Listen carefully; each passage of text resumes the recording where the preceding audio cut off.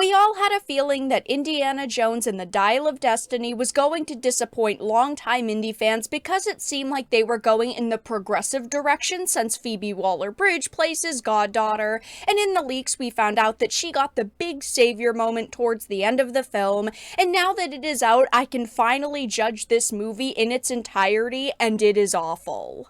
I have a few different things that I want to show off, but before we get into the topic, if you enjoy the content that I create, please make sure to subscribe to the channel and hit the notification bell. Follow me on social media like Twitter or mine so that you can see when my content is posted. And of course, if you do really enjoy the videos and the live streams that I create, please consider becoming a Dark Titan via Patreon or a supporter via YouTube memberships.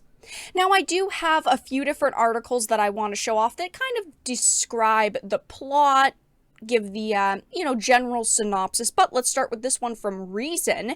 Indiana Jones and the Dial of Destiny is a dud. It might as well have been titled Indiana Jones and the Quest for Cash, which I completely agree with. The only reason why Indiana Jones fans were hopeful for this movie was primarily because of how bad the previous one was. We thought that this was going to be a way for, Lucasfilm to redeem Harrison Ford and give us a half-decent ending, but unfortunately, this movie really wasn't any better than Crystal Skull.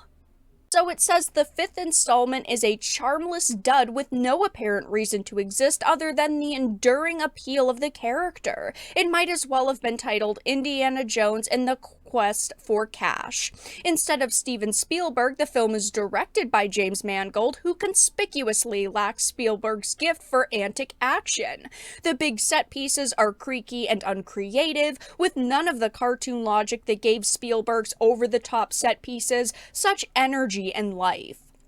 Several sequences, including an opening fight on top of a train and a chase that has Indy riding a horse into a subway, are so riddled with awful computer-generated effects work that at times it looks fully animated, and this was right off the bat one of my largest problems with the movie was the CGI. Now, before I get ahead of myself, let me start with the theme in general of this movie, which was not bad, but it also wasn't great.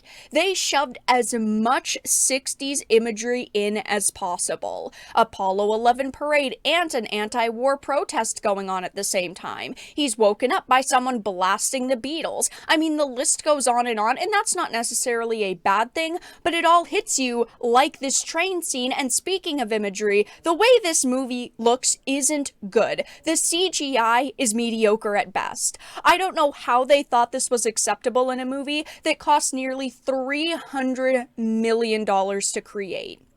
The scene that they mentioned where he runs over the top of the train looks terrible. The de-aging, I'm iffy with de-aging in general, but it can work if you're using it in a few select scenes or if a character doesn't have to move around a lot.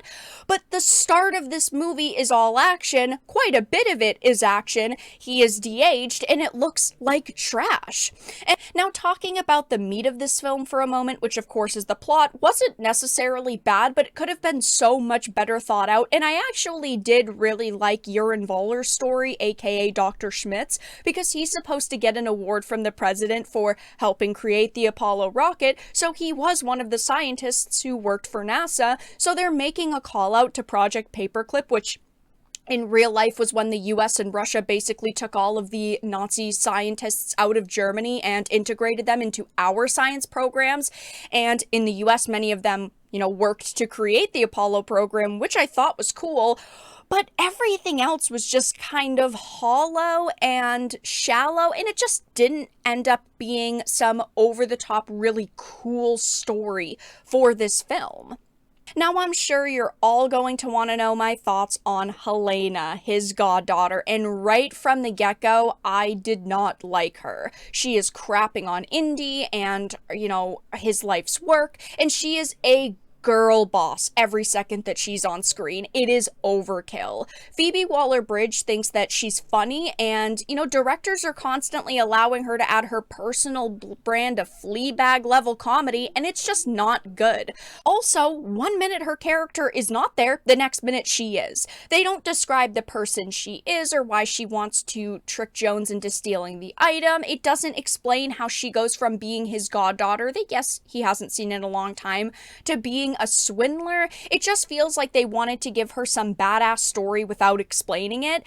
Her character, though, is just as bad as Shia LaBeouf's. They are equally stupid. At least with this one, they didn't set it up to make it seem like she was going to be the next Indiana Jones like they did with Shia, but we've heard them talk about how they actually want to bring her back, but it's not obvious in the movie, which I do give them credit for, but it's one of the only things I can give them credit for. It infuriated me that they gave her the last heroic moment where she knocks Indy out, and it's one of the only parts of the movie where she shows any emotion or feelings towards Indy at all, and by that point in the film, it just didn't feel genuine.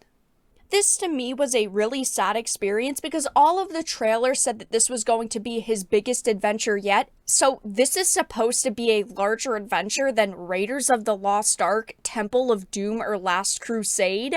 Absolutely not. This movie doesn't even come close to all of those.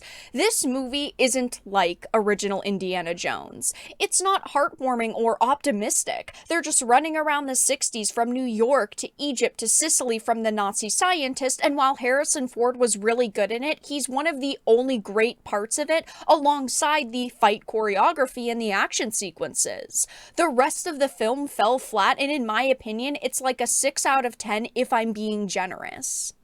This movie just really missed the mark in my opinion, and judging by the user scores, people are enjoying it right now, but I do think it's important to point out that this film only has been out for 2 days at the pre-screenings, and its full launch is today when I'm releasing this video, so clearly the hardcore indie fans are the ones to go and see it first, but the verified audience is at an 88 and the all audience is at an 83. I definitely do not agree with these scores. I actually agree more with the critics, which is odd since usually they're way off. The critics are giving it a 67, and then top critic is a 55%. I could definitely agree that it's closer to that.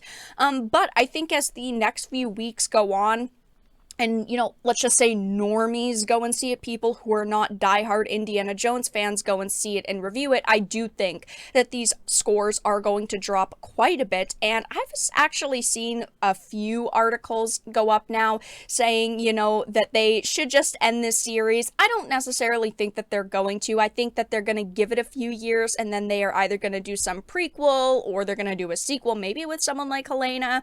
I don't think they're just going to drop it since Indy does make them money, but I just recently talked in a video about how right now they could be facing, over $100 million lost on this film if it is not as successful as at the box office as they need it to be. This film has an over $300 million budget, and I really don't see where all of that money went, unless it's into actors' pockets directly, because the CGI is bad, the writing was mediocre, the sets were not good. Overall, this movie was just an okay experience. It wasn't the worst, but it also was not the best, and I'm pretty disappointed with it overall. But yeah, I will be keeping my eye on user scores. I do think they are going to drop in the next few weeks, but for now, that's all that I really had to discuss in this video. Let everyone know your thoughts in the comment section down below. If you enjoyed this and of course found it important and informative, please make sure to give it a like, share it, and subscribe to the channel. And of course, if you didn't, make sure to give it a dislike. I appreciate your support either way, but I will talk to you all again in the next video really soon.